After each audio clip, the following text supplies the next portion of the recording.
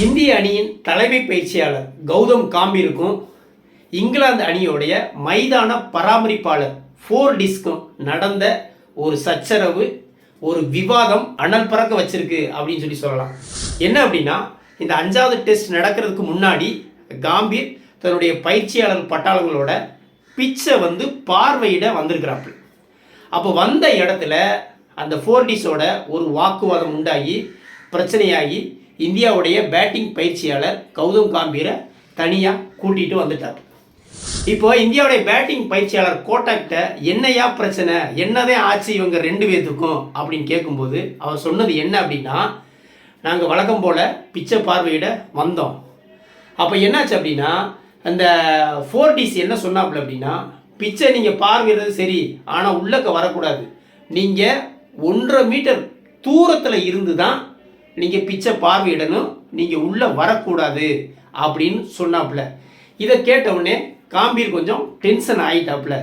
ஆக்சுவலாக நாங்கள் லப்பர் செருப்பு தான் போட்டிருந்தோம், நாங்கள் ஷூ கூட அணியலை, லப்பர் செருப்பு தான் போட்டிருந்தோம். லப்பர் செருப்போட பிச்சை உள்ளே போனால் பிச்சை எந்த விதத்துலையும் பாதிக்காது, இது என்ன பழமையான புராதன பொருள் கிடையாது, தொட்ட உடனே உடஞ்சி போகிறதுக்கு, அதனால் லப்பர் செருப்பை போட்டுட்டு உள்ளே போய் பிச்சை பார்க்கறதுல எந்த பிரச்சனையும் இல்லை.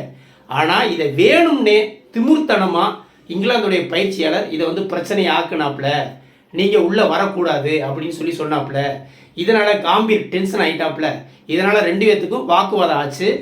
அப்போ ஃபோர்டிஸ் என்ன சொல்கிறாப்புல, உன்னை பற்றி நான் கள நடுவர்கிட்ட புகார் பண்ணுவேன் அப்படின்னு ஃபோர்டிஸ் சொல்ல, அதுக்கு கௌதம் காம்பீர், நீ எவன்கிட்ட வேணாலும் போய் சொல்லு, எவன்கிட்டையும் போய் கம்ப்ளைண்ட் பண்ணு, ஆனால் நீ சாதாரண ஒரு பிச்சு பராமரிப்பாளர் தான், அதை நீ முதல்ல தெரிஞ்சுக்கிட்டு பேசு அப்படின்னு சொல்லி காம்பீர் எமோஷனலாக அங்கே ஒரு அசாதாரண சூழ்நிலை உண்டாயிடுச்சு. காம்பீரும் ஒரு சூடு பார்ட்டி, அவன் அந்த பிச்சு பராமரிப்பாளர் ஃபோர்டிஸும் ஒரு எமோஷனல் பார்ட்டி. இதுக்கு முன்னாடி சில சம்பவங்களும் இந்த ஃபோர்டிஸை வச்சு பிரச்சனைகள் நடந்திருக்கு.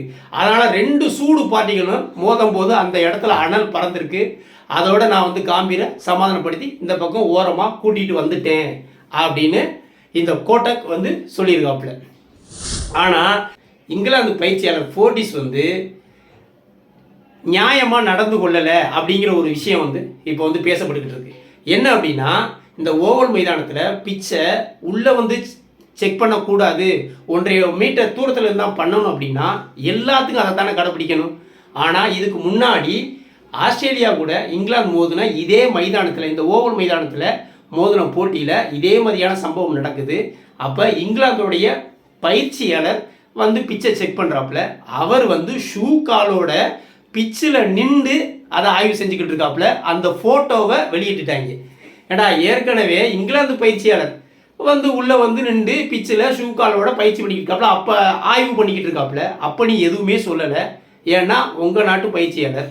இதே இது ஆப்போனன்ட் டீமோட பயிற்சியாளர் கௌதம் காம்பீர் வரும்போது நீ உள்ளே விட மாட்டேன்ற, அப்போ நீ நியாயமாக நடக்கலை, ஒருதலை பட்சமாக வேணும்னே இதை பிரச்சனை ஆக்கணும்னு நீ பண்ணியிருக்க, உன்கிட்ட ஒரு நியாயம் கிடையாது அப்படின்னு நெட்டிசன்கள்லாம் இணையத்தில் ஃபோர்டிஸை வறுத்து எடுத்துக்கிட்டு இருக்காங்க இந்த ஃபோட்டோவை போட்டு. எது எப்படியோ 5வது டெஸ்ட் ஸ்டார்ட் பண்ணுறதுக்கு முன்னாடி களம் இப்போவே பற்றி எரிய ஆரம்பிச்சிருச்சு. 2-1 அப்படிங்கிற கணக்கில் பின்தங்கி இருக்கிறாங்க. இந்த டெஸ்ட்டை ஜெயிச்சா மட்டும்தான் 2-2ன்னு தொடரை சமன்படுத்த முடியும். இந்தியா ஜெயிக்கிறதுக்கான தொடரை ஜெயிக்கிறதுக்கான வாய்ப்பு கிடையாது. ஆனால் இங்கிலாந்தை பொறுத்த வரைக்கும் இந்த டெஸ்ட்டை ட்ரா பண்ணாலே போதும், சீரீஸை ஜெயிச்சிருவாங்க.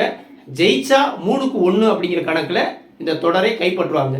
எனவே இந்தியா இதை விட்டு கொடுக்கக்கூடாது, கன்ஃபார்மான முறையில் ஜெயிச்சு தொடரை சமன்படுத்தணும் அப்படிங்கிற ஒரு வெறியில் ஆடுவாங்க அப்படின்னே சொல்லலாம். பும்ரா ஆடலை அப்படிங்கிற ஒரு செய்தி இந்தியாவுக்கு கவலை அளிக்கக்கூடிய செய்தி. அதே நேரம் இங்கிலாந்தில் பென் ஸ்டோக்ஸ் ஒரு சின்ன காயம் காரணமாக ஆடலைங்கிற ஒரு செய்தியும் வந்திருக்குது.